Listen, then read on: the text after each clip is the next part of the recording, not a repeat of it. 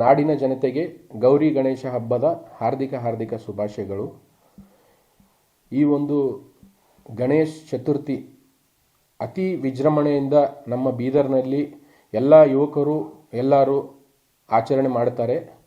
ಈ 5 ದಿನಗಳ ಕಾಲ ಏನು ನಾವು ಗಣೇಶ್ ಉತ್ಸವ ಮಾಡ್ತೀವಿ, ಗಣೇಶ್ ಸ್ಥಾಪನೆ ಆಗಲಿ ಮತ್ತು ನಾನಾ ರೀತಿಯ ಕಾರ್ಯಕ್ರಮಗಳು, ಸಾಂಸ್ಕೃತಿಕ ಕಾರ್ಯಕ್ರಮಗಳು ಮತ್ತು ಅನ್ನದಾಸೋಹ ಎಲ್ಲ ಏನು ಅಂತಂದ್ರೆ ಒಂದು ಮನುಷ್ಯನ ಮನಸ್ಸಿಗೆ ಸುಖ ಶಾಂತಿ ಕೊಡುತ್ತೆ, ಒಂದು ಸಮಾಧಾನ ಕೊಡುತ್ತೆ.